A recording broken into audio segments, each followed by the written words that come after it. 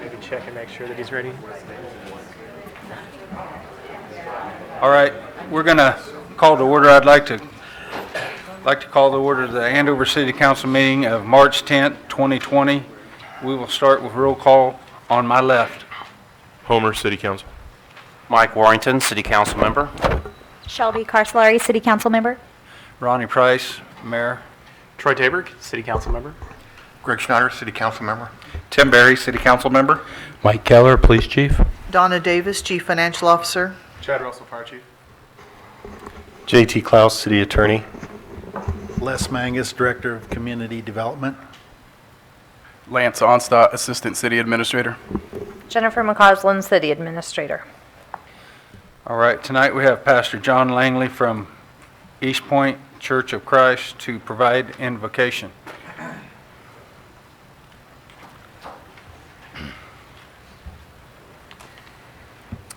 Let's pray.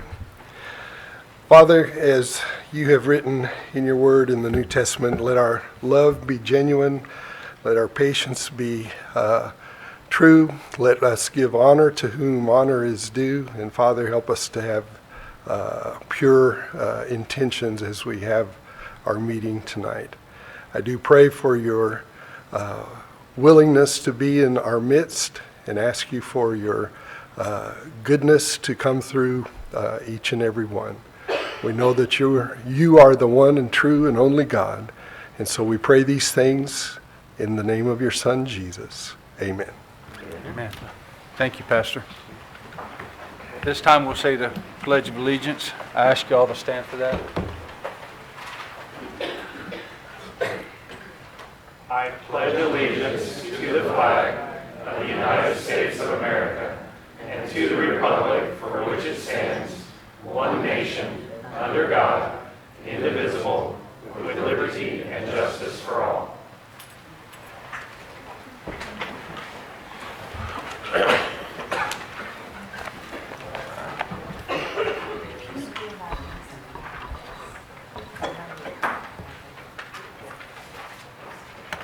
All right, this time I'm going to open up for a public forum. I know some of you are here for case Z 2020-02. We'll have time to discuss that at a later time when we discuss the issue all together, okay? So if anybody else has anything they would like to address the council, feel free to do so at this time.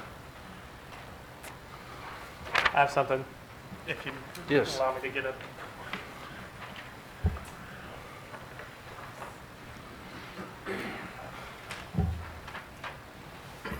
So now it's interesting to face you guys. All right, so I'm on a transportation board called WAMPO, and we're currently running a survey for our entire region. So it's Wichita and surrounding cities and counties, and it has to do with the future of transportation as far as technology is concerned.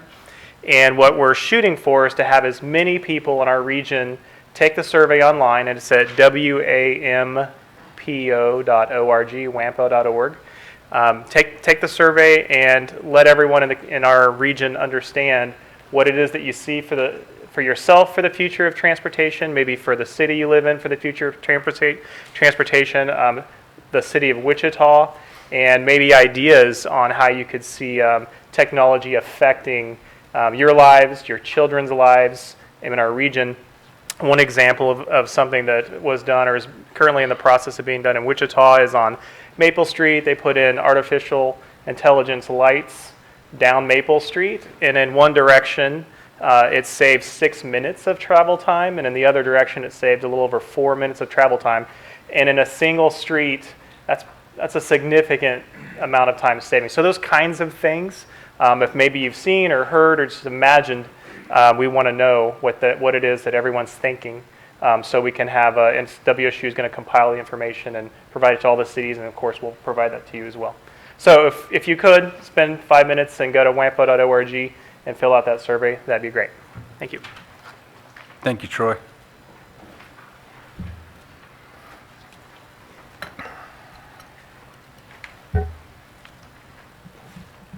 Anybody else? One more time. All right. Closing a public forum. Jenny, do you have any changes to the agenda? Mr. Mayor, we don't have changes to the agenda per se, but when you get to items number 12 and 13, unfortunately, both of those are going to have to be tabled to the next meeting because we did not get all the required documents submitted on time.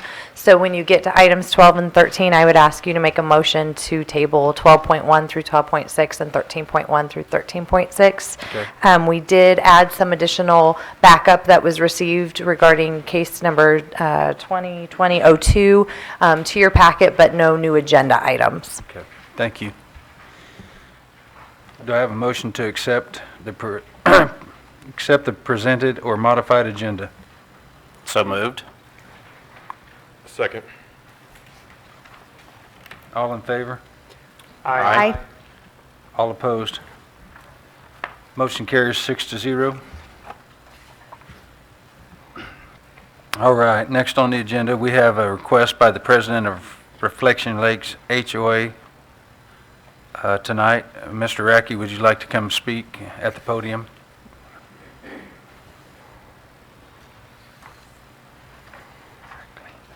I said that wrong. Thank you, Mr. Mayor and City Council and city officials for your time. I'm here to, what's the word I want to use? Bring forth a plan for our Easter egg hunt that we're going to host on April 4th. It's very similar to the National Night Out request that we had. We're asking to close Menahaw from Sunset Circle to Sunset Circle. It leaves several different ways for people to enter in and out of the subdivision. It doesn't really affect any homeowners per se because the closure is going to be blocking off the commons area, so all the residents will be able to get to and from their houses. As I recall, we did this last year too, correct? And Yes, sir, that was in August. And everything smooth? Yes, sir. No issues? Okay. Do we need to make a motion for this? Yes, you do need to make a motion if you're going to allow a street closure. Okay. Mr. Mayor, Thank you. I move to approve the closing of Menahaw Avenue between the two entrances to the South Sunset Circle from 1 p.m. to 5 p.m. on Saturday, April 4th, 2020. Second. Thank you, guys. Have a good evening. Thank you, sir. All in favor, say aye. Aye. All opposed? Motion carries 6-0. Mr. Mayor, we will need the street department to put up barricades at both ends of the closed area, along with detour signs that will detour the cars through the neighborhood. I will tell you, I've been in contact with the YMCA, and they have 50 basketball games scheduled that day. So it's going to be a pretty busy and pretty heavy traffic flow. Going through the neighborhood, huh? All right, 7-2. Invite Jody, okay it is, to the podium to make a request of the city council on behalf of the Chamber of Commerce. Much better version of Jody. We'll take anybody. Yeah. So Shane Moy, past board chair with the Chamber of Commerce. Appreciate you having us out. So on May 8th, the Chamber is running a cornhole tournament. It's going to be our second annual cornhole tournament. We used to do a golf outing, but found that this was just a much better way for businesses to come together and network with each other and have a good time and bring the community together.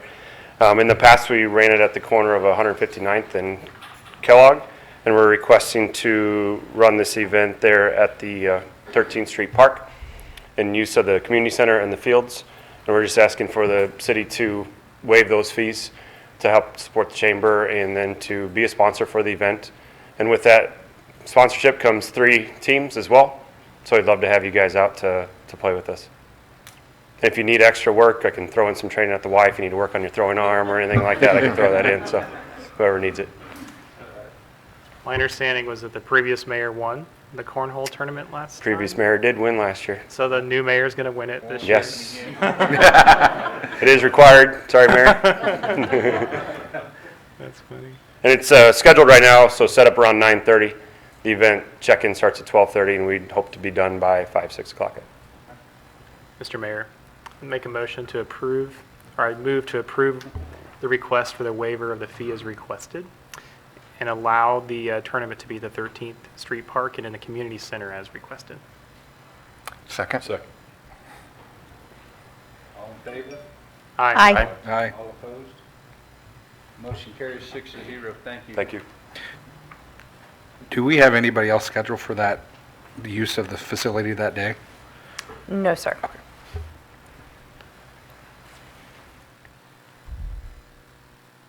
All right, now we'd like to invite Kim Austin to the podium to give an annual update to the city council on behalf of Artie.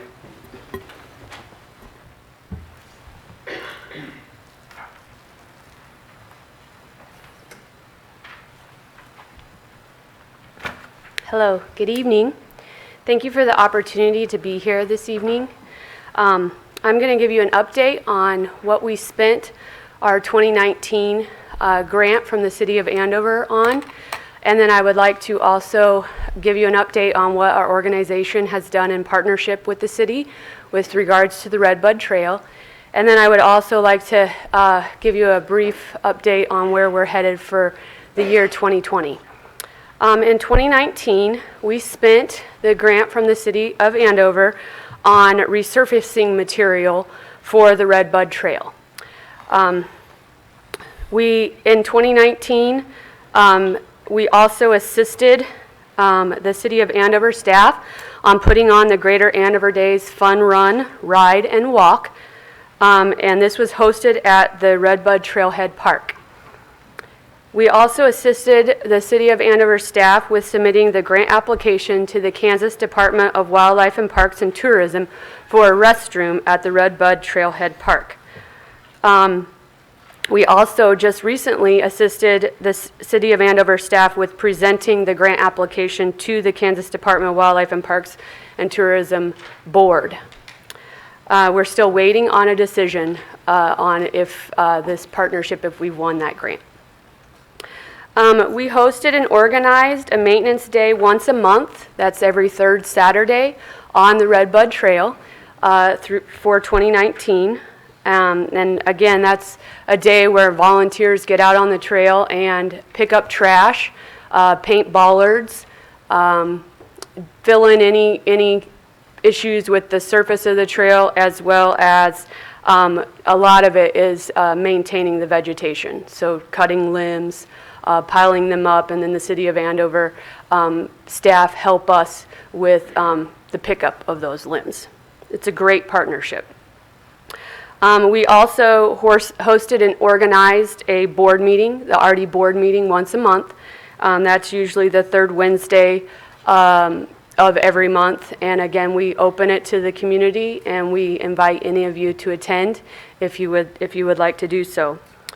Through 2019, we again did a number of activities on the trail. A lot of our maintenance focus is on the 4 miles of the trail that's out just east of Andover, from Prairie Creek to US 400.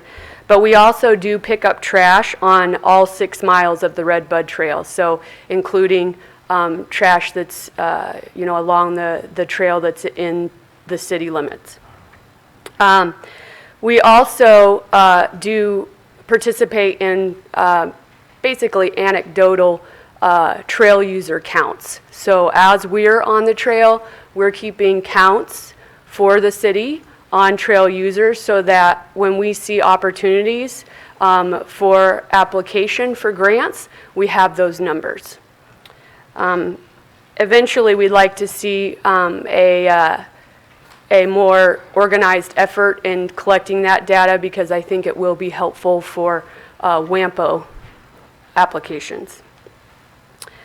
We did start the fundraising in 2019 for the matching grant through Wildlife and Parks for the restroom. And we also joined the Andover Chamber of Commerce, the Augusta Chamber of Commerce, as well as the Wichita Chamber of Commerce to better engage with the community for the Redbud Trail, not just the portion that goes through Andover. In 2020, we're going to continue to fundraise.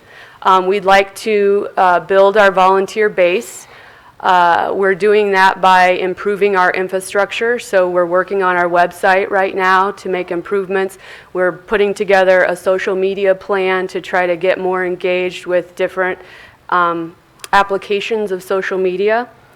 We're also going to start a new matching fund because Sunflower Foundation has a matching grant that's coming out that we intend to apply for in July for trail development.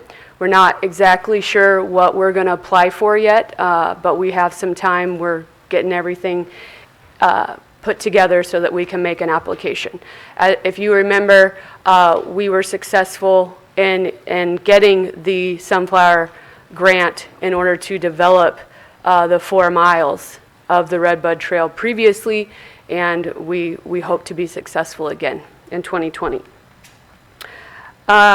We do plan in 2020 to also partner again with City of Andover for a number of events, including Greater Andover Days hosting a fun run, ride, and walk on the trail. So with that, I'll open it to any questions. All right, thank you again for your commitment and for the grant opportunity. We have applied again for 2020, and we try to use that grant money towards things for the trail. Thank you. Thank you, Kim. I'd like to now invite Phil Benedict to the podium to give us an annual update to the City Council on behalf of Thrive Butler. Mr. Mayor, members of the council, my name's Phil Benedict. I'm the executive director of Thrive Butler. Thrive Butler is a relationship-based poverty reduction initiative right here in Butler County that provides a hand up rather than a handout. There's a lot of great agencies in our community, in our county, that provide emergency services to those in poverty to help them with their utility bills, with food, with clothing. But we've taken a slightly different approach. We provide a free 16-week class called Getting Ahead, where our participants learn about the role that they've played in maintaining their own poverty. They learn about the different social classes and their perspectives and the differences in those perspectives for dealing with life issues, world events. And they learn how to set goals for health and wellness, relationship goals, job training, education, even career goals. After graduation, they're then matched with members from the community, volunteers. We call them allies. They meet twice a month, and they're mentors to help the participants, team leaders, as they're called now after graduation, to help them realize their goals, to help them increase their social capital, to share their network of friends and acquaintances and business leaders. Those people all come, those volunteers all come from Andover. During those 16 weeks, we provide a meal, we provide childcare, and we provide a gift card, either from Dillon's or from Casey's, that I purchase right here locally, so that they will return the following week with the gas to get them to the class. If they show up, they participate, the facilitator then awards them with that $10 gift card. It's really meaningful during those first 16 weeks. After that, the next 18 months, they work with their allies two weeks out of the month, and then the other 2 weeks are education nights. We utilize people from the chamber, the business leaders from the chamber, to provide information like, what's a credit score? How does it change? Billing. How do I budget? Making good decisions. What's insurance? How can I get insurance? Those types of things. And so, as I said, we provide that meal, the child care, and we're trying to take them on a journey that gets them off of needing that kind of emergency assistance, gets them off of government assistance. We utilize the funds that we got from the grant last year to help us with those incentive cards, as well as helping me pay for the stipend for one of our facilitators. Played a big role and it helped us quite a bit. We've also applied this year to help us similarly. Does it work? We've had one lady who was a participant who now started her own business, and she's thriving here in Andover. We had another one who's now a lab tech at the hospital, right here. We've had another one with our cooperation with Workforce Center, go and learn how to write a resume and learn how to interview, now is working full-time in Andover. I think one of the biggest rewards we've gotten is to listen to some of the testimonials, which if you go to the website, it's in your package, you'll hear some of the video testimonials of some of the people that have gone through the class. Many of those right here in Andover. But one of the greatest rewards was hearing somebody say, I never realized I had the capacity or the capabilities that I found out I had by attending Getting Ahead at Thrive Butler. So I really appreciate your consideration of our grant request this year so that we can consider, or we can keep doing this work, because without somebody like Thrive Butler, it's likely children living in poverty are going to become parents living in poverty. Any questions? You see a large need in Andover, specifically for children that are living in poverty now that need help in the city of Andover? I missed the first part of your question. Do you see a large amount of children in Andover directly that are needing this assistance? We see a large number of children of the participants who generational poverty is learned from their parents. They're watching their parents try to come out of that cycle of poverty, and they're learning how not to be poor anymore. So yeah, those children are learning from their parents, who now become team leaders and are leading their family on a journey that otherwise they would have learned just to keep going in that generational cycle. Thank you for doing this. You bet. Didn't Thrive Butler just receive some accolades for the work they're doing? Yes, they did. Care to share them with us, or? We won the Nonprofit of the Year in El Dorado, from the El Dorado Chamber. Yep. This is something Phil and I share as a passion together. When the first time we met, I showed him a picture of, I was downtown Wichita, and there was a gentleman, I'm assuming it was a gentleman laying on one side of a trash can, and his stuff was on the other side of a trash can. And this was like 11 o'clock in the morning, pardon me. And there were people walking by like he didn't even exist. And I went home and I wrote about this particular situation, that this is not trash. This is somebody's brother, father, son, who knows what. So I appreciate what you do, and you know that, and that's a passion we both share, that these are forgotten people, and it's sad, but I appreciate what you do. Thank you, sir. You bet. Thank you.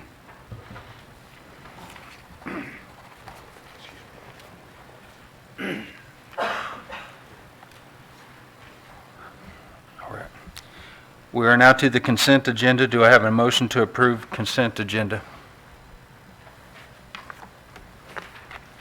So moved.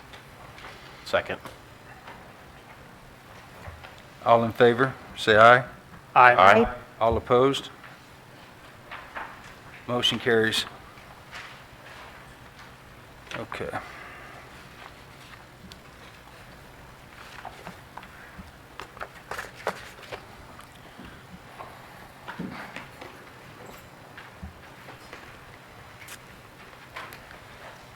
I now call on the agenda item zoning case Z 2020-02. Before we proceed with the hearing, I'd like to ask council if any of them intend to disqualify themselves from participating in this case because of conflict of interest. Nope. No. No. I will now ask council if any of them have received any ex parte verbal or written communications prior to this agenda item that they would like to share. Pardon me. Mr. Mayor. Sure, I've had a few people send me emails, and I've forwarded the information on to Jennifer to make sure it's all immortalized, as well as I've had several people give me their opinions on things, although, I couldn't give mine. So before we go on, can we make sure that these are on? Because they're on up there, but, magic. Okay. Thank you. Yeah, that's all. Mr. Mayor, I have had email communication that I forwarded to Jennifer, along with seeing some personal interactions, along with some text messages and phone calls as well, with them explaining their concerns and their dislikes. Anyone else? I've had the same emails that I've forwarded on to Jennifer as well. I have As have I. also received emails, but I didn't forward them. I too have had emails. I sent them on. I didn't respond. All right. Has the city clerk received any protest petitions on this case? Mr. Mayor, a form of petition was received in the office of the city clerk, which staff does believe will change the voting requirement to 75% of the governing body to effectuate the ordinance to adopt the Planning Commission's recommendation to approve the zoning amendment. I now ask the council members if they have all received copies of the draft minutes of the Planning Commission for February 18, 2020, which summarizes the hearing on the case. Yep. Yes. Yes. Mr. Mayor. Myself as well.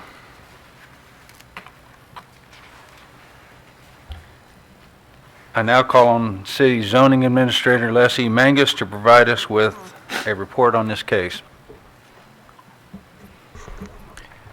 At the February 18th meeting of the Planning Commission, your Planning Commission held the required public hearing on an amendment to the Green Valley Greens planned unit development to allow a change in the underlying zoning district of parcel 16 from R4 multiple family residential district to the MXR multiple family mixed residential district with some additional uses permitted by right, and increase the permitted residential density from 14.5 dwelling units per acre to 20 dwelling units per acre. That existing R4 multifamily residential district on parcel number 16 was limited to a church and associated uses like a child care, a senior center, and recreational facilities. The Planning Commission held that public hearing and ultimately unanimously recommends approval of the amendment with some conditions that were added that would limit the height of buildings to 2 stories anywhere within 200 feet of the surrounding single-family residential neighborhoods. Thank you.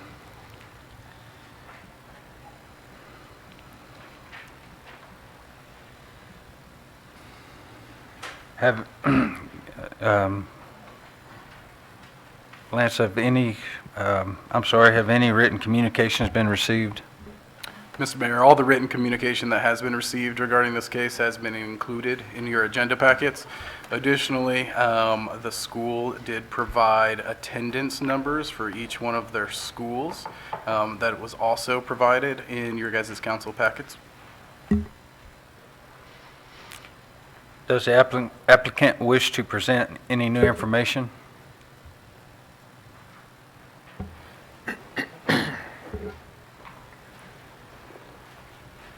Good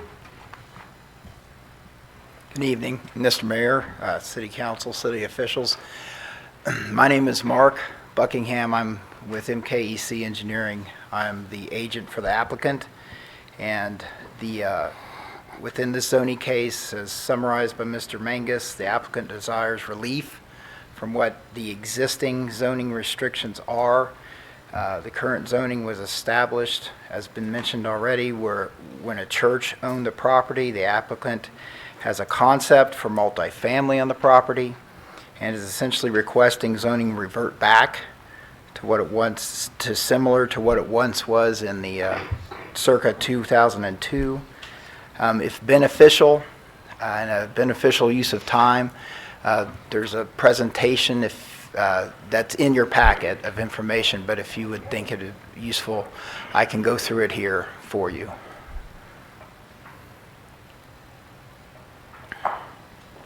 Are there any questions to the applicant from city council members or staff? I have a question. Sure. Mr. Mayor.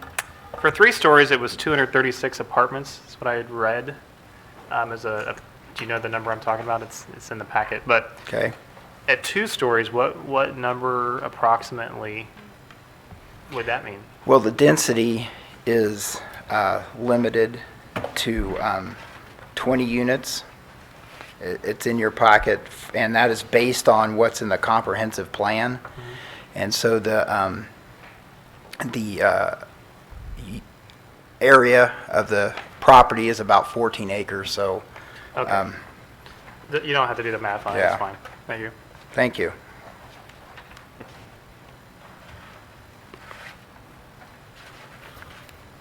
Just so you know, I did the math, and it's 156. That's I fine. knew you did. That's what Thank you. Okay. Any other questions? Mr. Mayor, in the comprehensive plan, we have where it states that multifamily housing should be front on true grid street systems rather than internal roads and parking lots. Does this fit the comprehensive plan?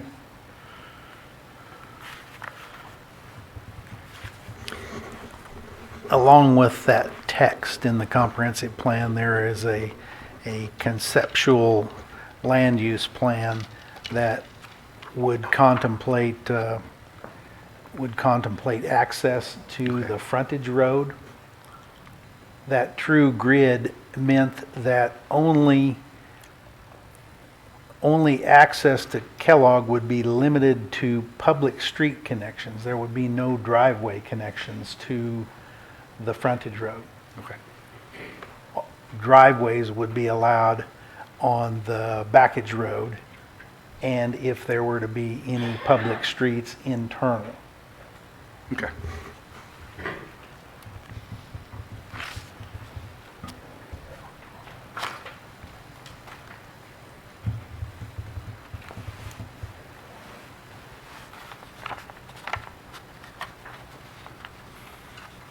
Is the client willing to do what the planning commission, I guess the wall or the extra, screening between the houses, the neighborhood, and the apartment community? I know in the meeting that I watched, it stated you guys were going to go above and beyond, but it sounded like they were wanting like a wall or some sort of heavy screening to go in between the apartments and the neighborhood. Yeah, what the applicant is proposing, in the Unified Development Manual, there is a requirement for 2.5 shade trees or 3.3 ornamental trees per 100 Correct. linear feet. What's being proposed and what is in the PUD is 6 trees per 100 linear feet. And it's a mix of shade, ornamental, and evergreens. So the proposal in terms of above and beyond has to do with landscape screening, Okay. landscape buffering. So, So no rock concrete wall or any No, sir. barrier like that? Okay.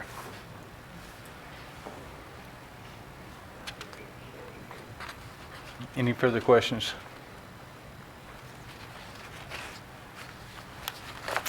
Nope.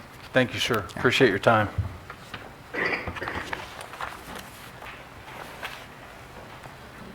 At this time, I'd like to start the public forum part of this, but I'd like to set a few standards before we take off running. We've all read, everybody on the council here has read the minutes, and most of us, including myself, has watched the entire planning and zoning process. And when you come to the podium, please state your name and your address. Try to keep it short, and preferably we'd like new information. Like I say, believe me, we've done our due diligence on studying your complaints and concern for your complaints. So with that stated, if you'd like to come up, feel free.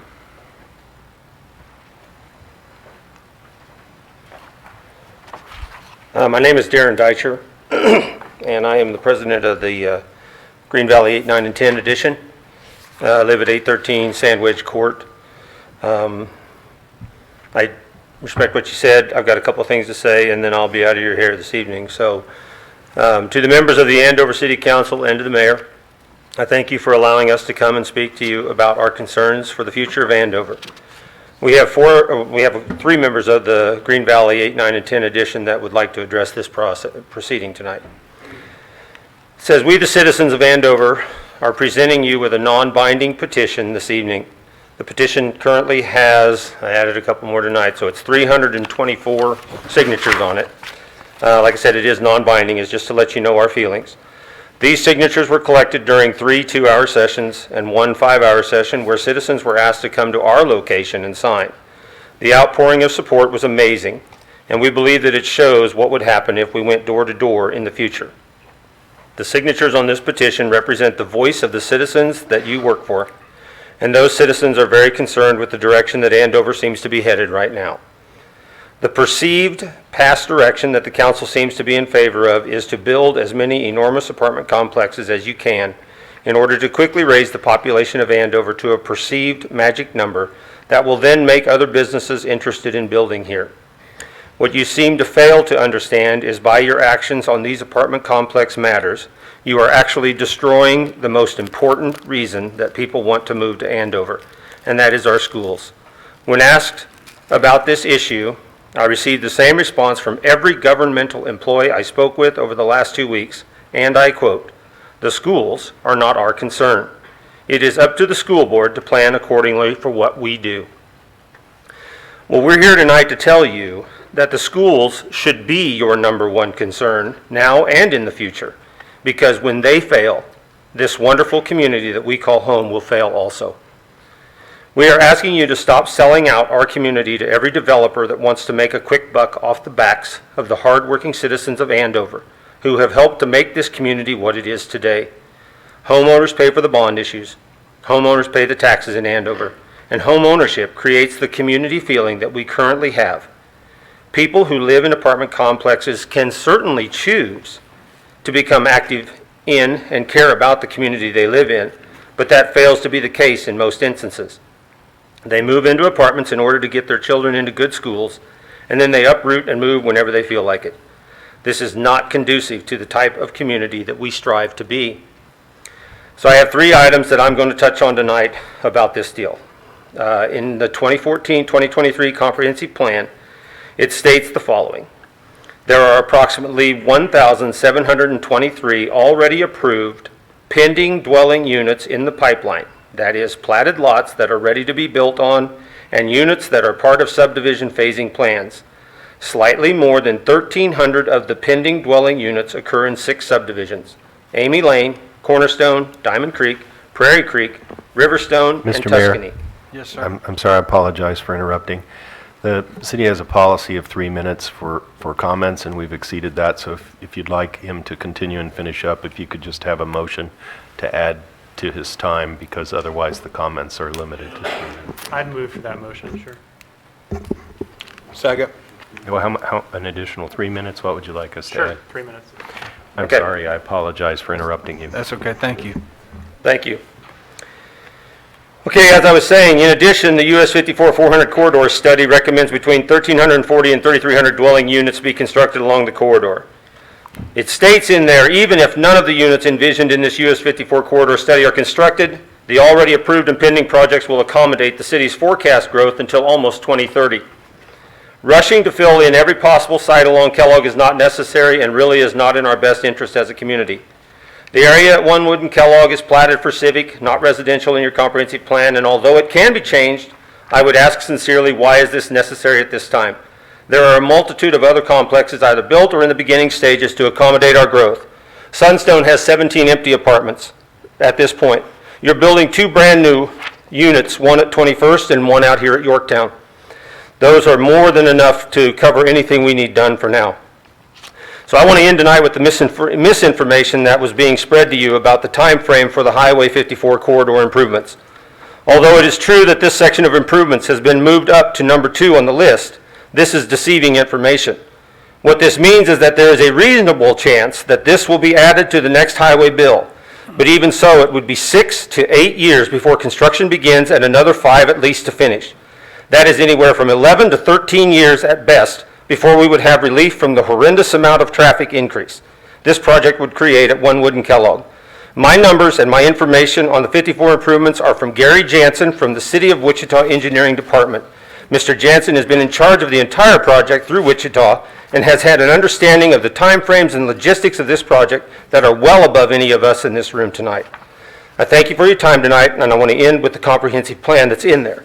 It says the vision remains consistent with the prior plans. Residents want Andover to be the best place to live, work, learn, and play, while keeping its small town traits. Some of the most commonly expressed examples of these traits include Greater Andover Days, friendliness, knowing your neighbors, small class sizes in schools, predominance of family households, and a strong sense of safety and security. Please remember these things when you're deciding the future of this community. Thank you for your time. Thank you. Thank you.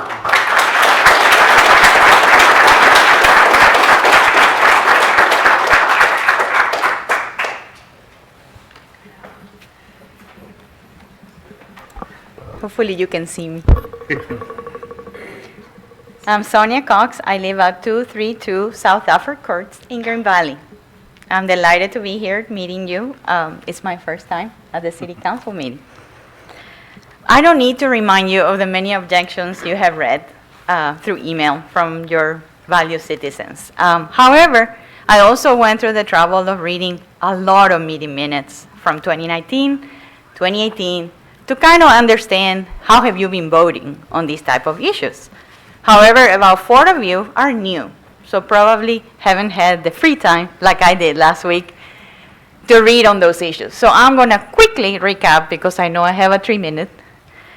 Citizens in this community do not want apartments. They prefer single-family homes, twin homes, patio homes, call it townhomes.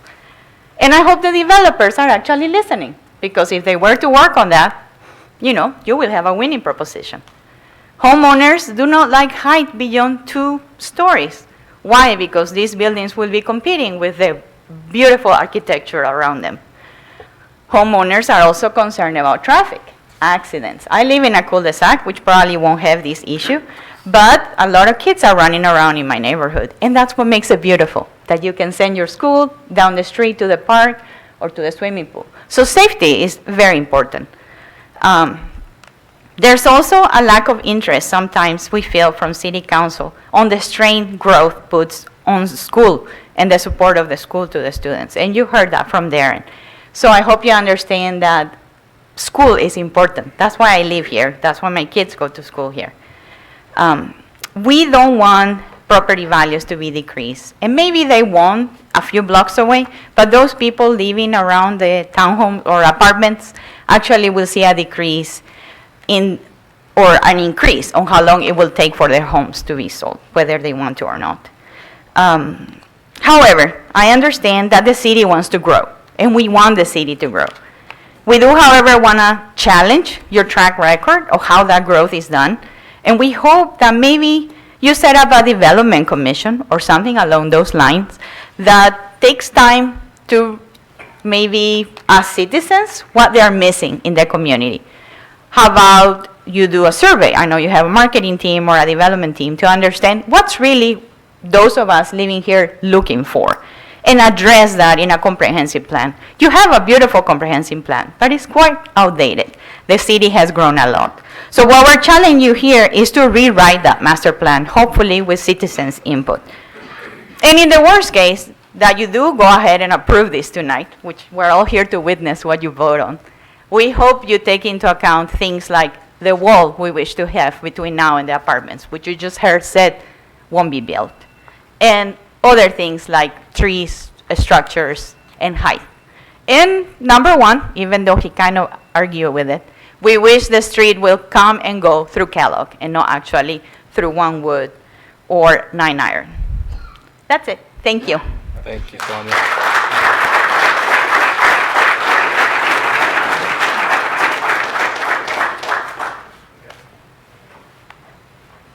Hello, I'm Kristen Bond. I live at 512 West Jamestown Court in Green Valley.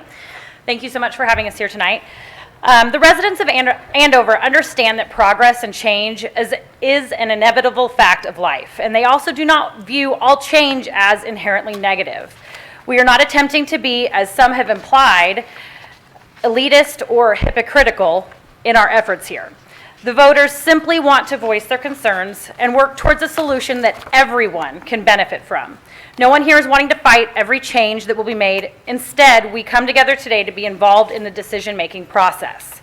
The proposal presented to develop the land by Green Valley is a significant departure from the overall look of the city. The developers have made no attempts or consideration to the architectural continuity of the surrounding planned neighborhoods. Their plan, to simplify, is to build as many towers as high as possible and maximize the total number of units. The proposed height is listed as 40 feet. The average height of the neighboring structures is around 25 feet. Also, these massive structures sit on top of an elevated section of land, which pushes the total height even higher when compared to nearby buildings. The plan is also requesting a density of 260 units, which will sit on about 8 usable acres. In its current state, this plan represents an attempt to overdevelop a small piece of land. This proposed plan is not alone in the city. There is a growing list of recent development plans that Andover residents have voiced their concerns over. These issues did not start with Green Valley and will likely not end there either. Each of these individual plans has met the same resistance. A common thread of complaints arise each time: schools, traffic, crime, property values, and the overall appearance of Andover. We understand that these are complex and multifaceted problems with no one answer, and we see the question is not whether the city will grow, but instead how do we lessen the public's impact of daily lives and continue to encourage city growth at the same time. That's why we as voters, residents, and taxpayers have also come up with what we believe is a solution. The city needs to protect existing residents and property owners while removing uncertainty for potential developers. Individuals looking to invest their money into a city like Andover are more likely to do so if they feel they have a better understanding of what residents will support. This also aids the current property owners by giving them the peace of mind that there will never be a mega structure built next to their single-family home. There is already a blueprint for what this type of option would look like. You, our local leaders, have already imposed restrictions on developments next to existing homes in the past. We ask for similar consideration not just for this project, but for the city as a whole. The proposed protections are as follows. No new multifamily construction can be built within 250 feet of existing single-family homes. All new residential construction must be limited in height similar to surrounding structures. In the case of Green Valley, that would be 25 feet. New developments must provide a permanent physical privacy barrier between existing properties. In this case, that would take a form of a wall running along both Onewood and the southern bordering Green Valley properties. New home or commercial residential housing should not burden taxpayers. These developments need to provide for the funding of any new roads that are built solely for their benefit. Limitations on the density of proposed properties need to be imposed to stop the overdevelopment of small pieces of land. While this item is site-dependent issue, in the case of Green Valley site, it should be limited to a maximum of 150 units. This reduction is in line with previous council-approved decisions. The people of Andover want change and healthy growth of their city. However, they are not willing to sit idle while developers overbuild in an effort to profit off the city's reputation. There is balance where everyone can be Mr. Mayor, satisfied, and sorry, people are we're- asking for their elected officials to work with them to find that balance.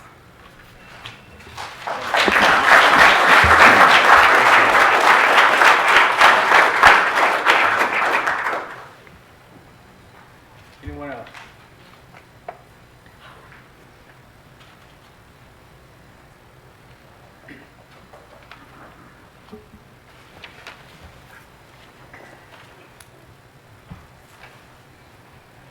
To the council, thank you very much. First time I've ever been up here, so I might act a little bit nervous. My name is Richard McCrae. I'm at 320 Williamsburg Street in Andover Village, I believe that's what it's called. I'm going to keep this really short. We all have a very big problem. This particular piece of property that's in question has been vacant for a long time. There's a reason for that. Your infrastructure, traffic infrastructure, does not exist to Andover Road. To get to Dillon's, to get to Andover Road North, there is no way for a occupant that lives in that particular piece of property to get to Andover Road, either going north or south? Nothing. You have to go through residential area. So that's why it's been vacant for so many years. So what you're faced with making a bad decision here is shoehorning a possible solution to put a piece of property on there to raise your tax revenue. That's all I have to say. Thank you.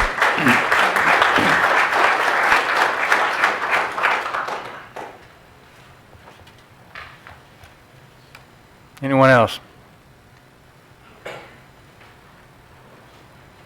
All right.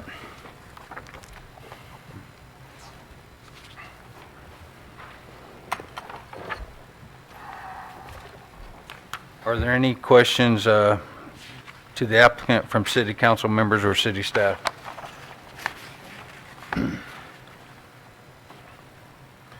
Mr. Mayor, I do have a question. All this paperwork that we received, which one of these which one's going to be built? Pardon my naiveness, I'm not. That, I understand. So like A1, A2, B1, B2? I guess the answer is I don't know. And the Okay. reason is because at this point in the development process, without the proper zoning, Okay. they're not, the developer isn't going to proceed with detailed layouts. So those are concepts, they're ideas, that's all we have right now. Okay. Anyone else? As the applicant was working through this, the comprehensive plan was considered, the corridor study for US 54 was considered, the Unified Development Manual was considered, the city's processes that are in place were adhered to. And so it's, the plating, that includes the plating process with defined access, including an access point onto Kellogg at the south. There's architectural controls in place. There's setbacks for the building heights. So through the process and guardrails that are in place is what has got us here today.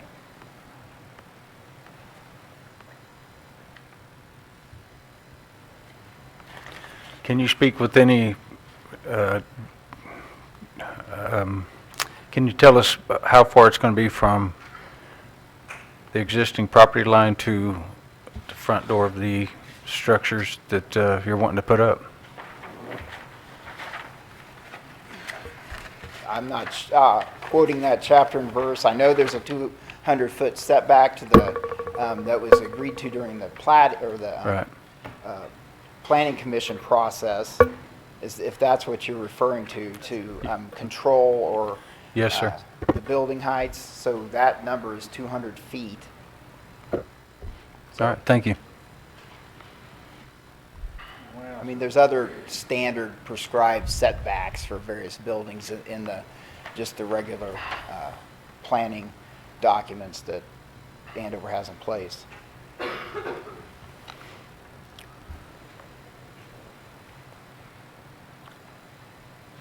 Anyone else?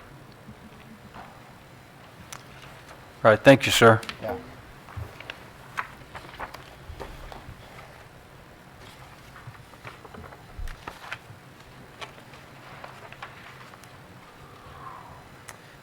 Mr. Mayor, Yes, sir. is there any way to maybe have JT outline exactly what we're doing tonight as a council, what we're supposed to follow as far as the process for this? That'll be helpful for everybody. You're welcome.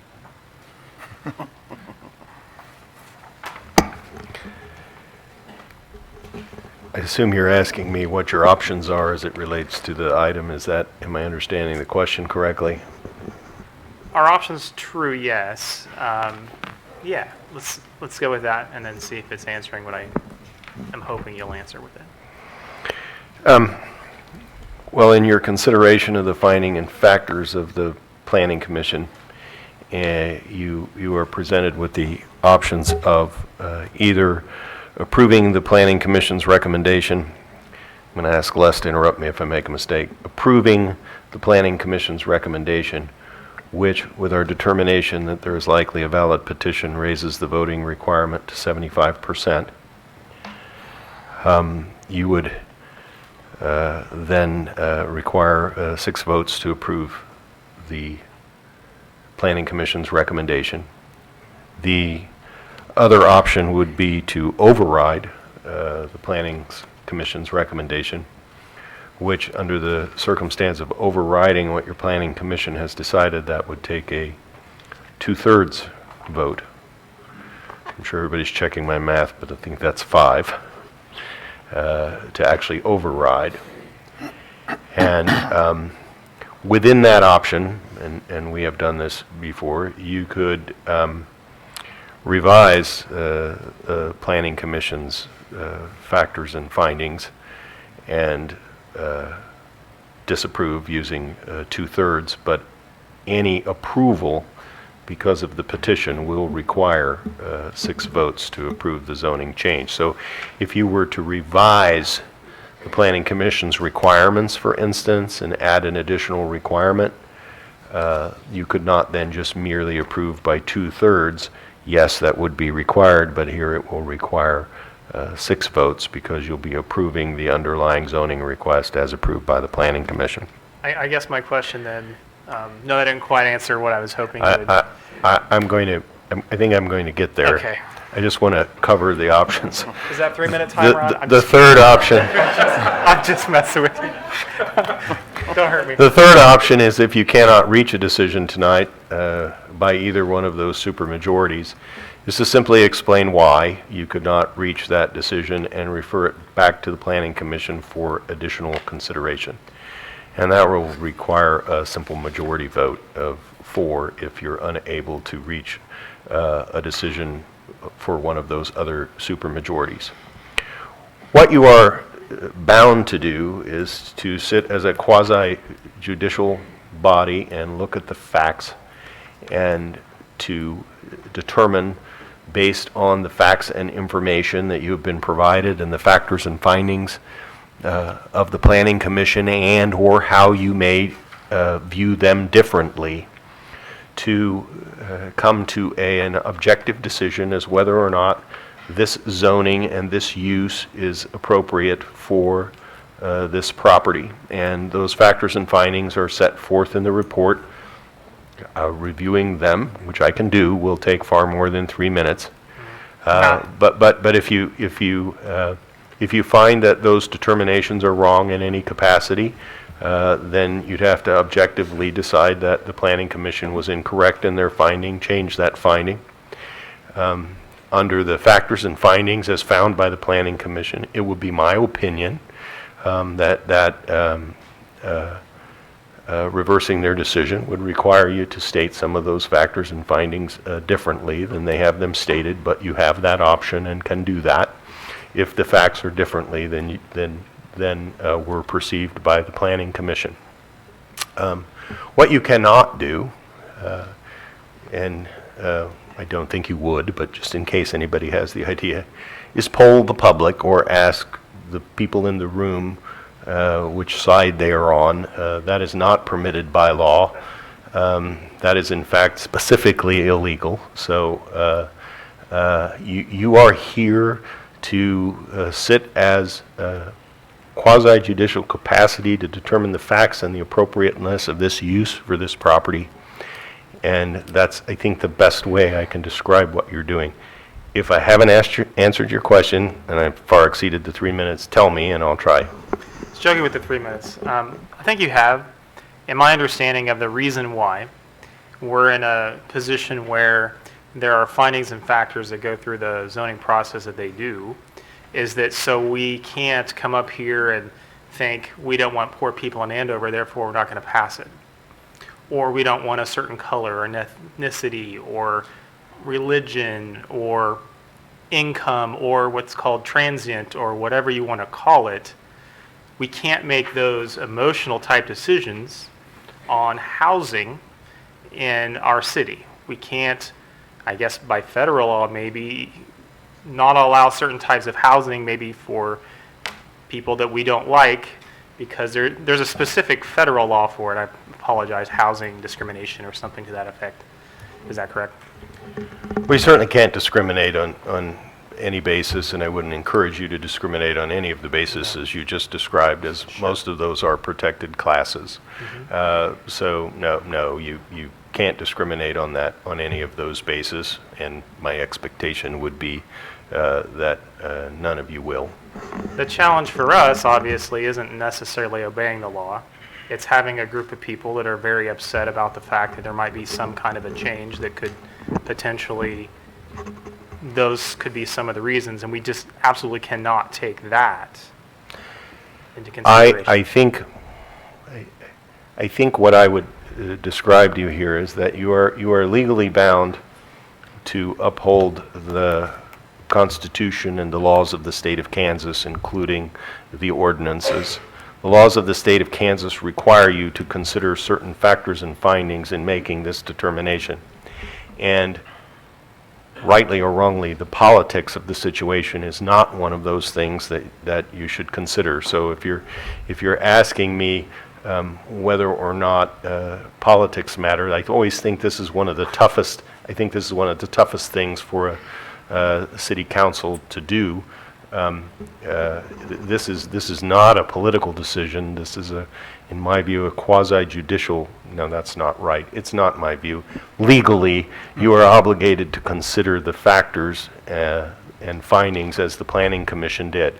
You can change those, but if you can't change the facts and the findings, and in your view, you can't change the factors, then you are not permitted simply by plebiscite or political purposes to change your vote, if that makes sense. In fact, I feel like we've went through a process where I think it was voted 3-3 on a zoning change, and we were sued and ended up losing, and the property was forced for us to rezone it anyway. Is that a correct statement?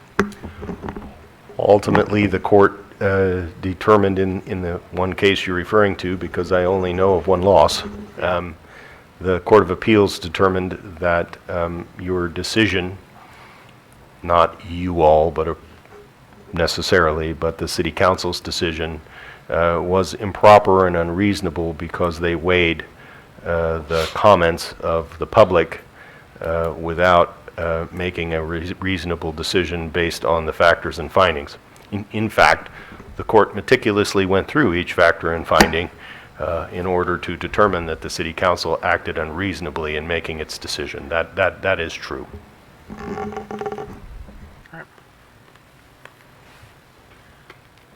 Thank you. Chief Keller, one of the things that folks are concerned about is the apartments might bring more crime in. Is there any evidence in your history here of the apartments going up causing that to happen, or confirming or denying, either way? Is that something you can speak to us about? Well, I can tell you that I think research has shown on a national level that apartments coming in will increase the police department's call load, but it's not going to necessarily increase the crime in the surrounding neighborhoods of those apartments. Basically, the call load is increased just due to the density of the people coming in. I looked at our numbers over in the Reflection Lakes neighborhood area back in late 2019, and looked at our crime and our calls back to about 2012 in that neighborhood. I think Sunstone Apartments were built in 2014, and we did not see any kind of increase in crime in the neighborhood near the apartment complex. In fact, the last couple of years in the Reflection Lake area, we had the lowest crime rate we had in 10 years. All right. Thank you, sir. I have a question that I think maybe Les might be able to answer for me. With how restrictive the zoning before this came up with the church usage. Is it fair to say that regardless of who was going to buy this, we were probably going to have a rezoning because of how restrictive it was to just the very minimal church uses? You're exactly right. Unless that purchaser was another church, that's the only permitted use, is a church and associated uses. Childcare, senior center, recreational, educational uses. And this, what we're the mixed residential district, it's fairly common for us to zone parcels this size. Did you feel that was fair at the planning committee, that they took into account the size of what the land is and this sort of usage?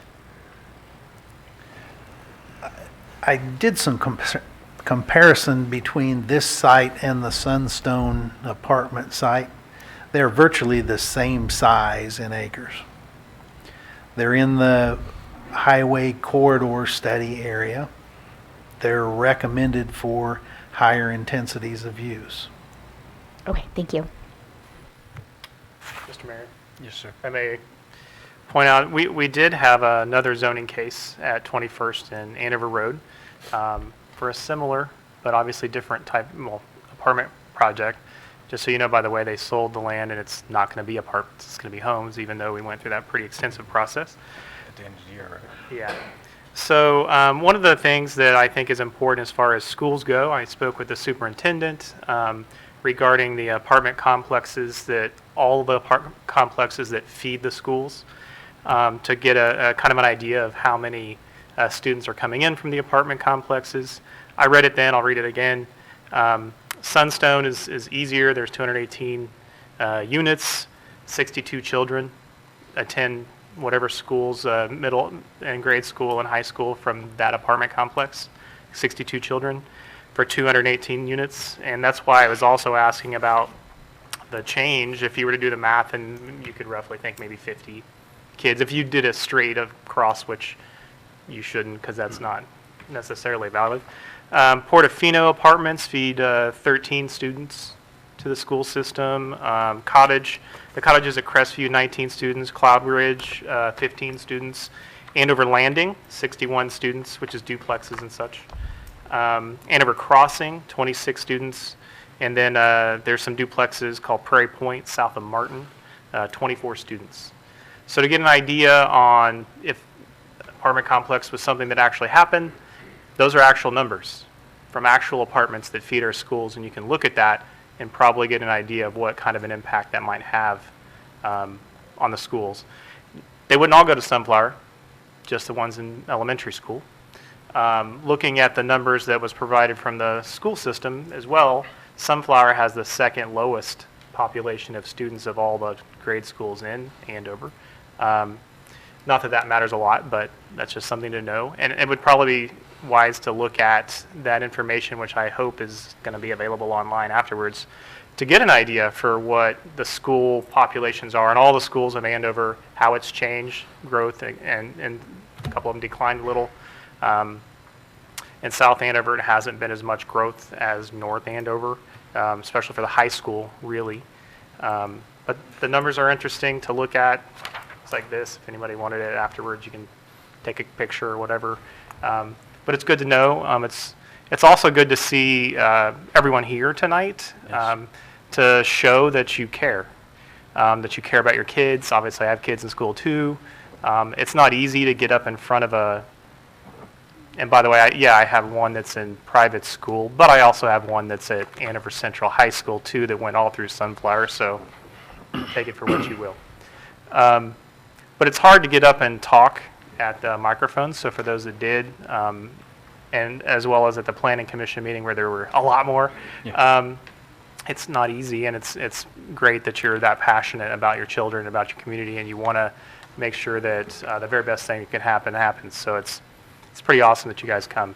You can talk to me later. We're not really. I just want to say that we have two apartment complexes coming to Sunflower. The beautiful Georgetown that's being, breaking ground.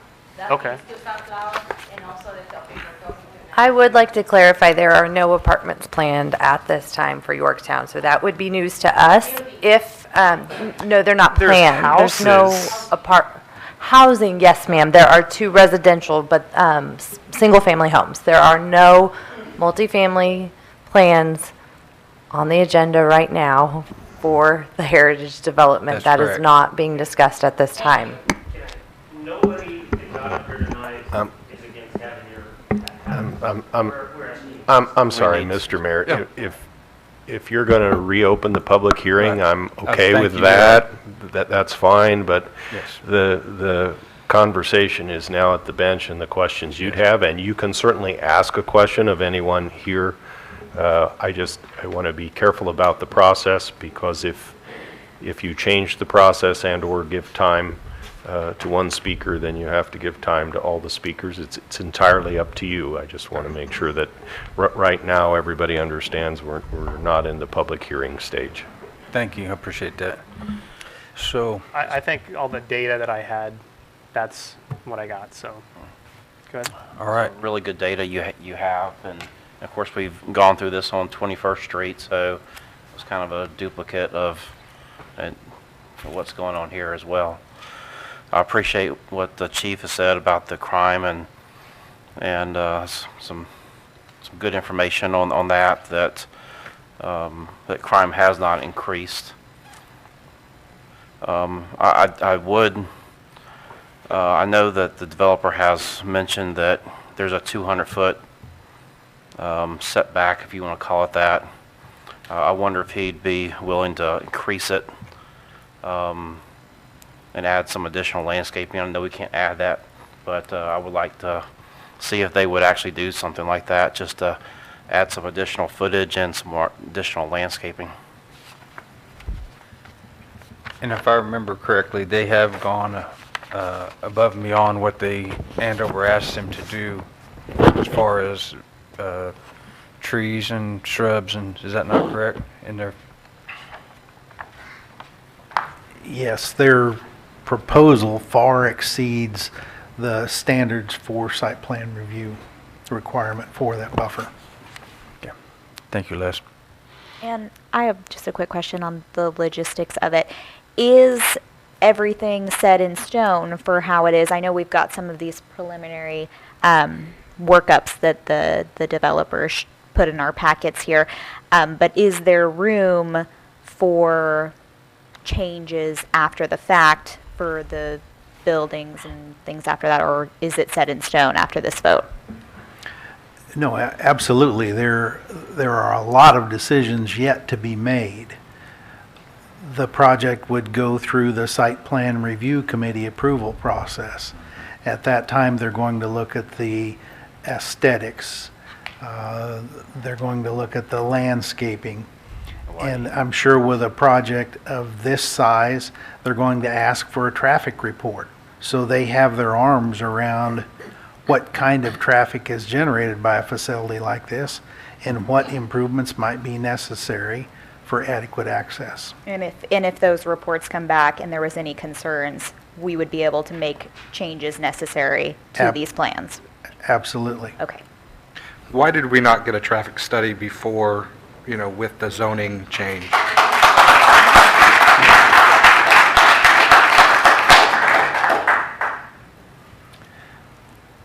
Commonly, a traffic study is done when you have a firm proposal in front of you. In this case, you're talking about zoning that would allow something to a maximum. We don't know what that end product is going to be. Okay. When we know what that end product is proposed to look like, we'll be asking for traffic report. And that's the common process. Yes. Correct. It's pretty standard. Yeah. Mr. Mayor, I do have a question. This is a residential tax, Lance, maybe, as opposed to a business tax, is that correct? Yes, multifamily is taxed at the same or assessed at the same rate as single family is, so 11.5% of its appraised value. That's correct. Thank you.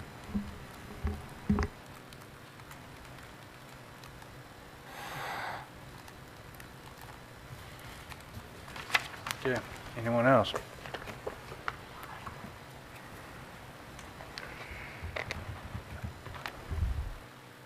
All right, I think we're at the point where,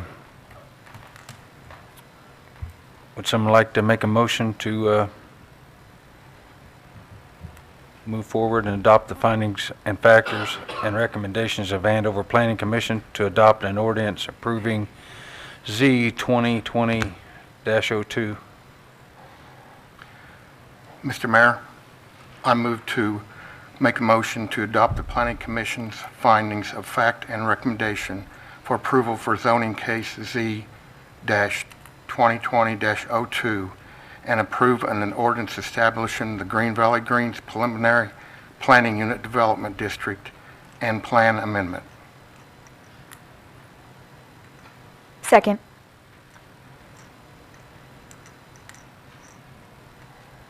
Okay. Council, with a vote such as this, not only do I need you to verbally or vocally vote, I also would need a raise of hands, if you would.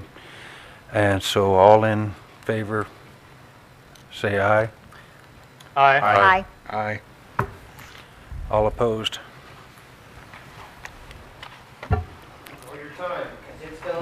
Motion approved 6-0. We'll be voting everyone who has lost. Everyone. We've heard that before, haven't we? We'll make sure it happens. Thanks for not helping us at all. By the way, by making him cut it down or something. Okay, I'm sorry. Persons aggrieved by the final decision of the council on this matter have 30 days after today's action within which to appeal to the district court.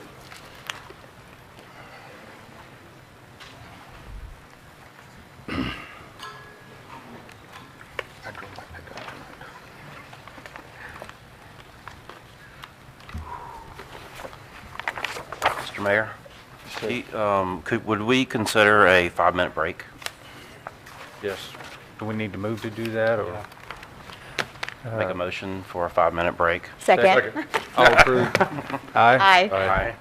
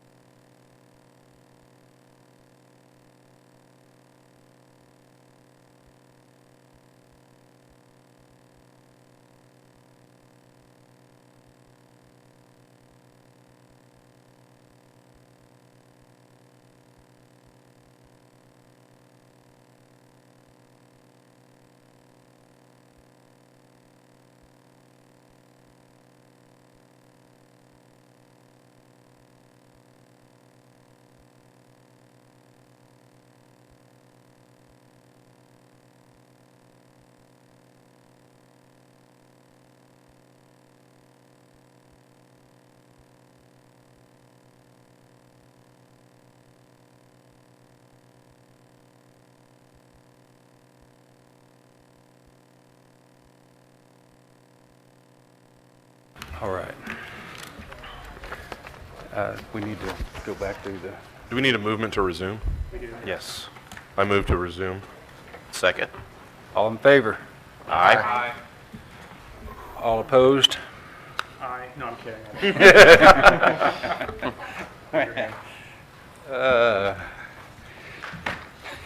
Sorry, I didn't see that Chief Keller wasn't here. Does that matter? It's fine. It doesn't matter. Okay. I'm just kidding. Wow. He's listening. Yeah, sometimes those chiefs just take off and galley-bat some places. So, Lance Onstadt, I'm sorry, I'm having trouble, man. Assistant City Administrator will present item 11.1, reinstatement of special assessments policy resolution. Before he starts, I'm going to say something. Yeah. When the gentleman walked out yelling, I'm going to make sure none of you all, get reelected and that kind of thing, I get it. It's emotional. But on the other hand, we were bound by law to do what we did and the way we did it. So that's very, very inappropriate, unprofessional, unneighborly for that kind of an outburst from anyone. This is very hard what we're doing. We take it very seriously. We do a lot of background work on this. And it's just unfortunate that we have people like that make it so much more difficult for us to do what we have to do. So, anyway, I'm sorry. Yep. No, it's Just good. to add to that, Mr. Mayor, we had 159 pages to read on this. So, I mean, that's a lot of time just to go through there and read everything from the Planning Commission and the maps and the zoning and the proposals and everything that's in there. So you can't take that lighthearted that we're just like making a decision because we want to, because we don't. Many of us, if not all of us, just so you know, all right, we care about the city with all our hearts. We have a passion for it, and just about every one of us, I can't speak for us all, but I know many of us on this council wrote every name as we watched the planning and zoning. Every comment, we wrote it all down, and I showed it to Jenny and said, hey, I don't need the minutes because I wrote it all down because we took it that serious. So it's a decision we had to make, and it's a hard decision. And while I'm proud of all of you that came out to support your neighborhood, I appreciate that. At the same time, I'm very proud of everybody on this council for making a very hard decision and spending a lot of time reading and writing so they could make an intelligent, legal decision. I appreciate that. All right, onward and upward. Lance. Mr. Mayor, Council, as you guys know, based on our discussions over the past couple months, staff has been contacted by various representatives from various developments throughout the city, potential developments, largely due to the fact that, as you know, we have a neighborhood revitalization program, and in that program we have a neighborhood revitalization district that dictates eligibility for that specific program.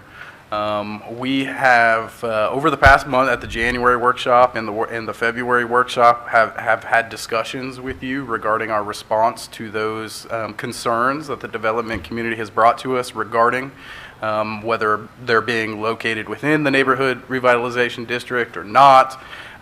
So based on the direction the council had given staff over the past couple months, before you tonight is a restatement of our special assessment policy. In that restatement, we have introduced or drafted language, a new section that sets forth conditions or considerations that the council can use in regards to participating in the cost of infrastructure improvements. Up to 25% of those costs.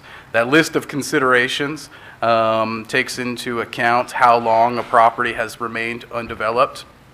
It takes into consideration, for example, the extent of infrastructure that's already been built and is already being maintained by the city. And there's a number of other different considerations that were born from the goals set forth in the comprehensive plan.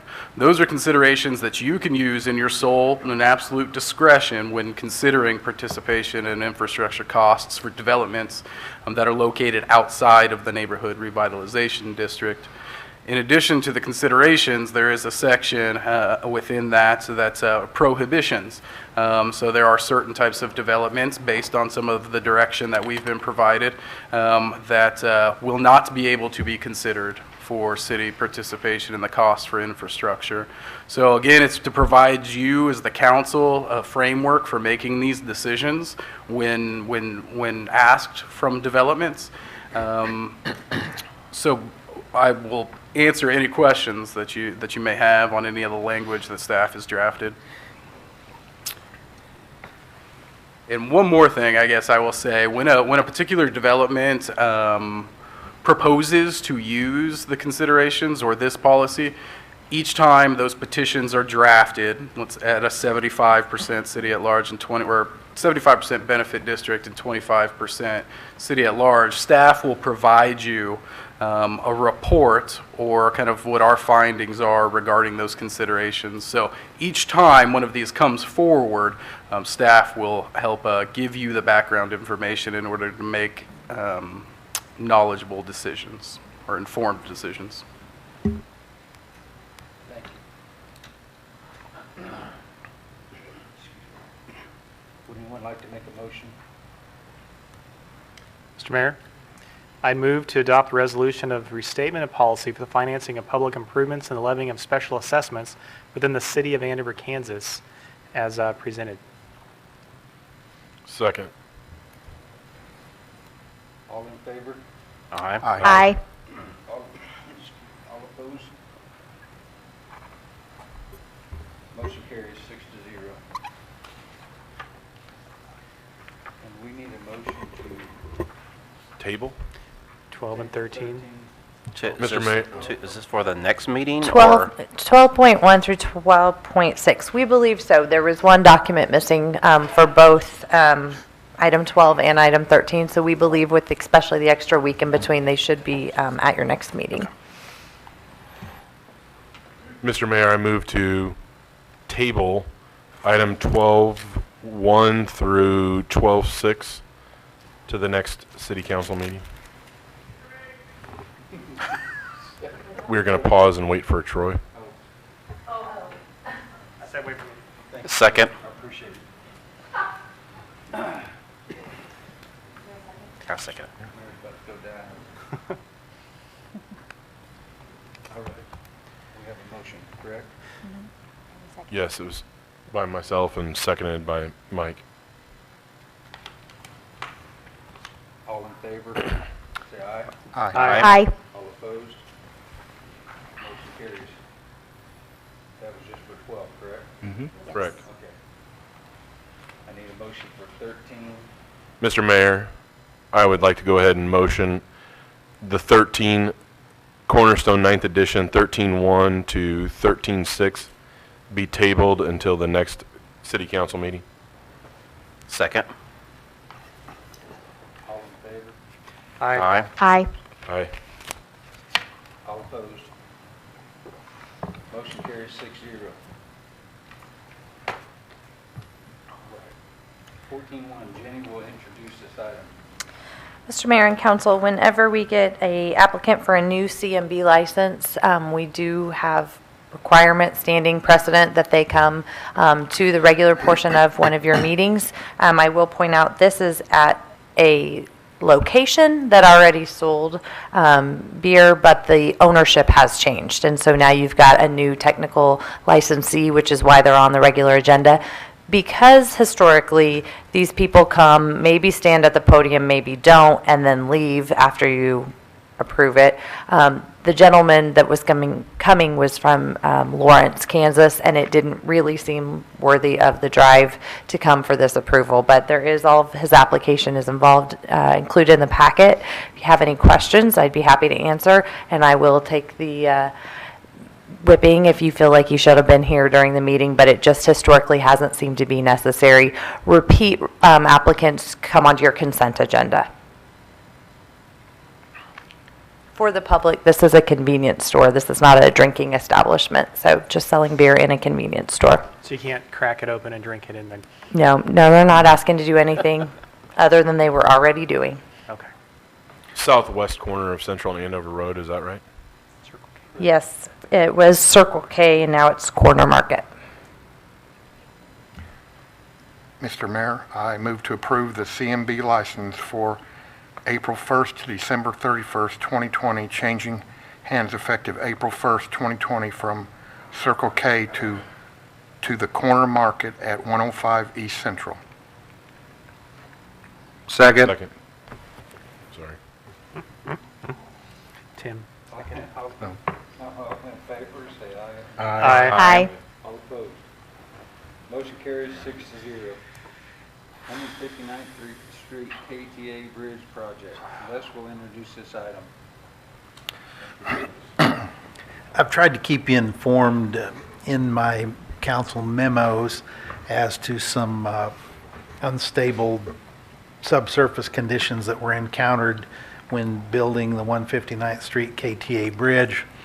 The contractor did an exploratory boring for the center pier structure and found out there were some soils down there that wouldn't support the bridge with its current drilled shaft foundation system. So we had the geotechnical engineer back out there, drilled more exploration holes, and determined that in order to use the original drilled shaft pier system, that the shaft would have to be extended to something like 66 feet below the surface. This is in the center of the Kansas Turnpike between the 4 lanes, and a concrete shaft be poured.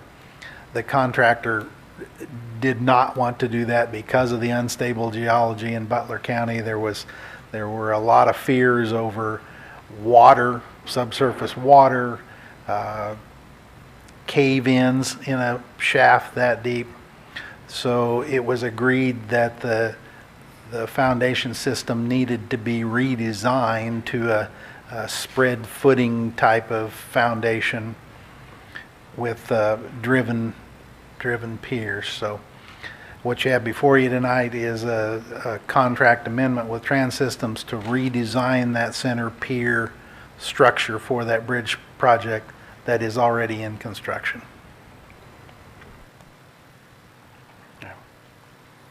Mr. Mayor, I'd like to make a recommendation to approve amendment number 1 to the Trans System preliminary engineering contract for the 159th Street KTA Bridge project in the amount of $16,771. Second. All opposed, all in favor, say aye. Aye. Aye. All opposed. Motion carries 6-0. Does this get the project done faster? Just curious. Does anything get done faster? Magic. Grant application. Chief Russell will introduce this item. Yes, Mr. Mayor and Council, I come before you this evening asking for your permission to request some grant funding. So I thought I would give you just a little bit of history about Andover Fire and grants.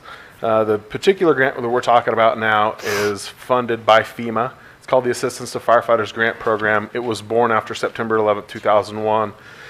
And it has been funded traditionally up to $1 billion. It went down to $750 million. Now it's down at around $350 million for each fiscal year from the federal government. The way it typically works is a local entity applies for the grant funding. Then we either have a 5% match or a 10% match based on certain population factors. And if you're awarded, then you have a period of performance and you have to get all your work done within that period of performance. Andover Fire, over the years, has requested or put in grant applications for $6.7 million. We've been very fortunate to, over the years since 2002, get $775,000 worth of funding. So $750,000 in just the last 4 years, we've received $430,000 of that. You have a lieutenant at the fire department named Dennis Smith, who has taken this on as a passion, and he works really, really hard at doing these applications, and you have sent him to some education as well, and we've been very successful in these grants. So there's 3 grant applications that were included in your packet, and really I'm asking for permission to be able to apply for the grants. I'm not asking for permission to go ahead with the project. If we were awarded the funding, then we have 30 days from the award in which I could come back to you, ask you if you actually want to accept the funding at that time. So would you like for me to briefly go through each of the 3, Mr. Mayor? It's your pleasure, however you'd like me to do it. No, I don't think we need it, do we? Okay. No, sir, thank you. Okay. I will tell you, council, that Chief Russell and I have spoke about this, and that I hate to say this, but he's kicking butt on all these grants. I'm very impressed, so. I guess I would make a point that as we are awarded these grants, which are a wonderful thing, to always be aware that sometimes it adds additional burdens long-term for maintenance upkeep, or if it's a personnel grant for additional firefighter heads. So just keep in mind that sometimes the grant, most of the time the grant, long-term, there's still going to be public tax funds that we'll eventually have to allocate to the fire department. Is that fair? That's fair. And even more fair when we're talking about bringing on employees. We were fortunate enough to get 2 SAFER grants. That's the FEMA program, but it's another side of the house. FEMA paid for 100% of the costs to add 3 firefighters for 2 years. And as Councilman Tabor said, then if you decide to keep those people, which you already have, but that grant comes with forever costs, really. The grants that are before you tonight are all for equipment, not that you don't have to pay for maintenance of equipment, but the forever costs are smaller than they would be for personnel. For a bit of history, not from me personally with the city of Andover, but a friend of mine was a mayor of a much smaller city south of us, and they used the SAFER grants actually for the police department, and they have 500 total people in their city, and they ended up with 5 or 6 police officers, which was way out of line with that city. And so someone that doesn't keep tabs of the SAFER grants and how it does build up whatever department that we still got to be careful. And that's why I bring it up. Not for anything that we've done here, but certainly I've seen it now happen in the past. They had to let all of them go except one, and that's hard, letting someone go that's in a life-saving position. So just thought I'd put that out there as perspective. Thank you. Mr. Mayor, I move that we authorize the Andover Fire and Rescue to submit the applications to FEMA AFG grant program, and the mayor to sign the updated MOU with the Fire District Number 3, Butler County, Kansas, and Fire District Number 8, Butler County, Kansas. Second. All in favor? Aye. All opposed? Motion carries 6-0. Thank you, sir. I believe I'm next as well, sir. We got another one? Public Works? No, you're looking at 17.1. Oh, I missed one. All right. Well, let's just do it. I'll keep then. you honest. I won't let you skip I'm on the it. wrong one. Chief Russell will introduce this item. Yes, thank you, Mr. Mayor. This, unfortunately, is not grant funded. It would not meet the priorities for the grant funding. Therefore, we have not applied for a grant for these types of vehicles. I'm before you this evening to ask for your permission to release the included RFP to go out to bid for a staff truck. The staff truck would replace a 2007. It is a daily use truck that makes calls every single day. And it is very high on the priority list for replacement. We have $65,000 in the budget for this year for this replacement. We expect that we will be below that. This is a pickup truck? Yes. Is it not one that the police department, I apologize, Mr. Mayor, That's is it okay. okay? Is it, We got all night. is it not something that one of our former police vehicles that are being replaced we could use one of them? Aren't we getting new police vehicles? So we've actually used 2 of the recent vehicles that were taken out of service by the police department, and we're not putting those in frontline service to run emergency calls. I believe there's good reasons that Chief Keller has for removing those from frontline service. Lots of miles, yeah. Yeah. And, however, we are using them, and I was going to say I don't know about we. I think that it's good use of taxpayer money to use those vehicles that are not ready to go run calls, but we're using them to move people around and move stuff around. You know, if I send someone to Topeka for a class, likely there's a lot of free training. So if I were to tell you that we got free training, well, it's not really free because you paid the person to go, and you have to pay them for transportation and pay for their meals. We're using these old vehicles to move people around. If we have to run over to Cummins and grab some parts, that's what we're using them for. So I don't know that we're going to keep both of them.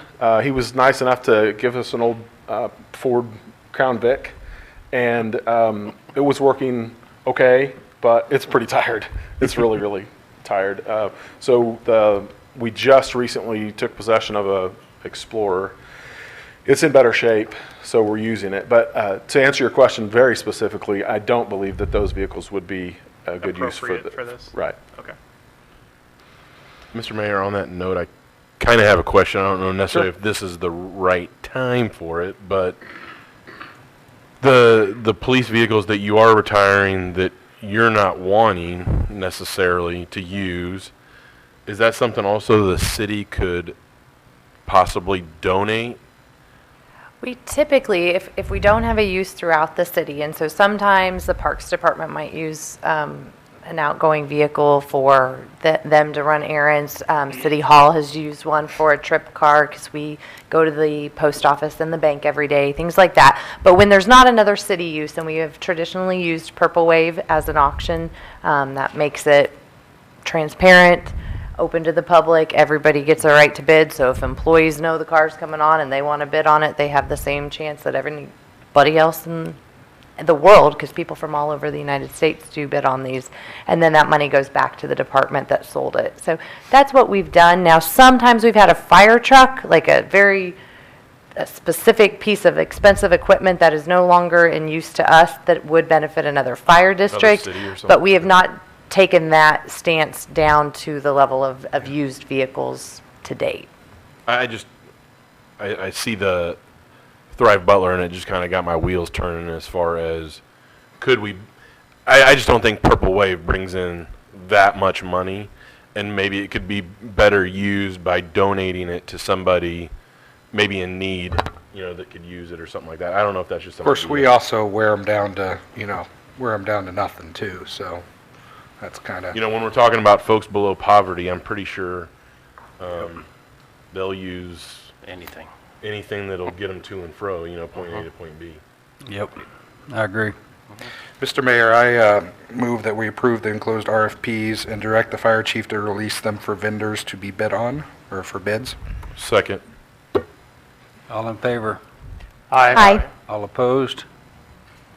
Okay, now motion carries 6-0. Thank you. Now Daniel will introduce item 2020 CIP purchase for public works mowers. Good evening, Mayor and Council. We have 2 items. We'll do 18.1 first, since it's on there first. For budget year 2020, the Parks Department has a approved capital improvement purchase for to roll over a portion of our mower fleet. We sent out RFPs to local dealers of commercial mowers. We got 5 return bids in time for the sealed bid process. 1 respondent was late. In your packet, you'll see the bid tab there of the items that were spec'd out. We had $32,000 set aside for this purchase. As you can see, a lot of the prices hover around $10,000 per unit. We did have one of the 5-foot, 61-inch Skags from Hoover Mower come in significantly lower. Those are the units we'd like to recommend purchasing at this time, as they meet our minimum specifications that we put on the units. We had last purchased mowers in 2017, and we are on pretty much a 3-year rotation right now. This does not by any way replace our entire set of equipment. We have currently 5 ZTRs, 1 front mount, 3 other PTO-driven units that can be going on tractors. So you can think of this as like a 30% phase out. One of the older units will be put into service at the golf course, and the other unit is like the Crown Vic, ready to be retired completely. Mr. Mayor. Sorry, I'd be happy to answer any of the questions you had about that RFP in particular, if you have any. Mr. Mayor, I was going to move to accept the bid from Hoover Mower Sales LLC for the purchase of 4 Skag 61-inch Tiger Cat mowers at $79.10 each, totaling $31,640. Second. All in favor? Aye. Aye. All opposed? Motion carries 6-0. Daniel, proceed. So the second item, 18.2,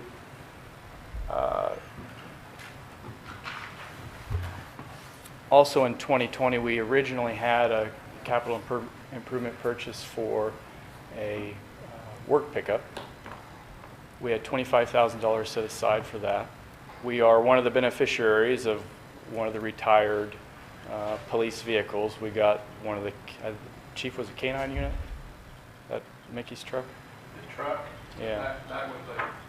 Sorry, that was a former animal control officer vehicle that we had years ago. So it's been retired from public safety use, still has a lot of, honestly, good years for our types of purposes.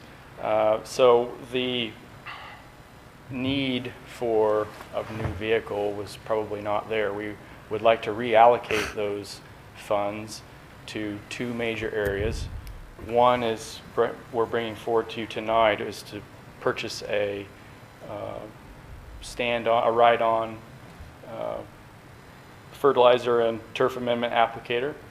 Currently, we use 2 tow-behind units that are separate. We have a liquid applicator and then a tow-behind granular. This would combine those features and functions into one piece. It's in the $13,000 range, so it'll eat up about half of our, a little more than half of our $25,000. In the future, the rest of the spring and early summer, we'd like to focus the rest of those monies onto updating some more of the shade structures at the 13th Park, which we've began, but could definitely use more of. But I don't have any of those here tonight in front of you. This is just for the applicator. Since we haven't owned an exact unit like this before, we reached out, we have in the past too, to Superior Lawn Landscape. They had suggested this style. We requested 2 separate quotes from vendors that have nothing to do with them. They're the only vendors of this machine in Wichita area. And we have those attached in your packet as well. And I'd be happy to ask or answer any other questions if you have. These will save time and money, though, won't they, as far as dual yes, application? That's the intent. And when you folks are driving around town, you'll see a lot of the commercial companies that are using these at many points during the year, but especially early and late in the season. Sure. Mr. Mayor, I move that we accept the quote from Kansas Golf and Turf for the Z-Sprayer Max 52-inch 60-gallon with 5-gallon per minute pump in the amount of $13,094. Second. All in favor? Aye. Aye. All opposed? Motion carries 6-0. Thank you, Daniel. Thank you. Member items, and we come to time for member items. Let's start at my left with Homer. Any items? Not that I can think of at this moment. I have a couple things. You got a whole list, man. We're gonna be here a while. Well, since we were a lot less on the mowers and the fertilizers, I think that paid for our playground equipment that we went over on. So, You're never going to live that down. so good thing there. One thing I just want to let the audience know is we are less than 2 years away from our next comp plan. So you were correct earlier. It is outdated or almost outdated. It's been, going on for 8 years. And relatively soon, we'll start on the next one. And we'll need public input. So last thing, I want to congratulate the Andover High School boys and the Andover Central boys and girls basketball teams for making it to state. We were one of 11 towns out of 96 teams in the entire state to have both of our squads from Andover Central go to state. So boys and girls, that's really cool. Very good. And I also want to publicize them as well. The boys' games are on Wednesday. The girls' games are on Thursday. And I'm part of the Booster Club at Andover Central, and we're actually going to give out free student tickets to the first 100 students that come to the boys and girls games for each. So congratulations, and I hope they do well. Thank you. At Emporia White Auditorium. Thank you. I hate to confess not listening intently enough, but did you also mention Andover High School? Correct. Yes. Okay, because, the importance there is 3 out of 4 of your high school squads are going to state, and that is pretty extraordinary. I mean, I think that's probably not going to happen again for a long time. Yep. Andover is the number 1 seed, and Andover Central is the number 7 seed. Yeah. But I would like to point out that we only lost to Andover by 2 points. So. And we barely made it by, 1 point, so. Shelby? I'm done. Just one thing. Just want to say thanks to our city staff for helping us tonight. I think especially us new people knew this is going to be a difficult meeting for us with our zoning issues. So we appreciate you guys keeping us on track. JT especially. Thanks for recounting all of the nitty-gritty details to kind of keep us in the right frame of mind. And that is all I had. I want to thank you three and you as well for staying the whole time and listening. And I'm embarrassed to say that I waited way too long to take part in our community as far as running for mayor or anything else. And we take it for granted, and I appreciate you being here. I really do. Regardless of the outcome, it's what we had to do. And I thank you for being even better citizens by being classy and how do I want to say it, very respectful. I appreciate that. It means more than you can imagine. Thank you. Very well said, for sure. You got the 3-minute timer? Nope. So bringing up real quick the comprehensive development plan, as I recall last time, there is the way we did it, we had community, we had professionals, we had business owners, we had staff, it's everybody. And certainly the public is the major piece of it, right? I mean, that's, so we have surveys, we have people that are there through the whole process. Did it take us a year last time to do it? It took us a long time to go through the entire deal. Lots of meetings, lots of discussions of what people want, what they envision, what could be, what Andover could be, that kind of thing. It's all talked about, envisioned, and then immortalized in the plan. It's a long process.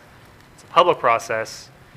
So certainly when Sonia was talking, when you were talking, it's something that absolutely everything that you discussed, and honestly, the other people that also were wanting to have more of an input, that's absolutely right, and the right sentiment for them to have, and we make sure that happens. And unfortunately, they or you weren't part of the last one, but you hopefully will be on this next one. Okay, a couple quick things. One is in the WAMPO meeting today, and the Mike Moriarty from KDOT, and then Bachman from the federal government mentioned the build grants again, and that money, there's more money than normal in the build grants. I had brought up the bridge over Kellogg, the bike ped bridge by the Heritage. I also brought it up with Estes and his staff, and so they actually have noted that. So I don't know what that means, by the way. I talked to somebody, I guess. But I know that Moriarty and then Joel Skelly are going to get a hold of you. You probably already have done all of this, and I didn't know it. I apologize if that's the case. But they brought it up today, so I just wanted to make sure that it's a possibility. Nothing might come of it, or they might pay for the whole project. If I recall, the largest amount we can get on any single project is $25 million, and it'll be $100 million for the entire state. So getting $25 million is probably low, but we weren't even looking for near that. So if I recall, it's a little over $3 million for the bridge. Is that correct? Okay.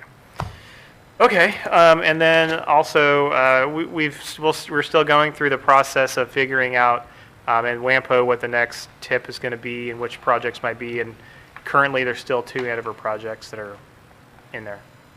The one in front of the Andover High School, as well as that bridge. Okay. The state of the city that we had this last week was pretty phenomenal. I don't know if we recorded the whole thing. I saw him recording Mayor, but I believe Chastity recorded the mayor's portion. I do not believe she recorded the rest of it. So whether or not, is Becky still? I can reach out to Becky Wolf and find out if anyone from their group. it was ran by the chamber, wasn't it? They're the ones that did it. Okay, I feel like we should make sure in the future that we do record that whole thing and throw it up on our website, because that was a lot of really great, important information about what's going on in the city, where we've come from, where we're going. Same with the school and the state, or not the state, the school, the community college, and the county. A lot of good information, and now I'm sad that it wasn't recorded so that we could share it with everybody. I agree with you, Chad, that, I mean, I was unable, Troy. That's my son, but that's fine, he's an awesome kid. I was thinking, because I was unable to go to that because I was out of town, but I would love to rewatch that as well if it was. So. Well, Ronnie's he's on there, so we'll make sure. But the other stuff's really good. And they didn't even have notes. I will point out that there were handouts in everybody's spots tonight. These were the handouts that went along with that presentation, and there are some pretty impressive statistics you probably want to know. Did you want to throw a couple of those out for the audience? I do. 53% of all housing starts in 2019 in Butler County. Where were they? Andover, America. That's right. There's a lot of information on here about things that were accomplished in 2019. Of course, the first one being that we're the 38th best city in the country to live in, and then some anticipated things to happen in 2020, including a 10-foot bike ped pathway on Andover Road. We talked a little bit about the census, which is really gearing up. And then there's some really good factoids, not so much about our accomplishments, but just about our general demographics in the community on the backside. Population with a high school diploma in Andover is 95.6%, and population with a bachelor's degree or higher is 51.1%. So that would be pretty rare, I would anticipate, in other communities. So we've been doing a lot of things right. Absolutely. We've done a lot right. Yeah, you have. Yeah. Good job, Mike. We. I think it's worth noting that Mayor Price is the only one that had handouts at the Chamber of Commerce deal, and I take full credit for that, even though I didn't know it was going to happen.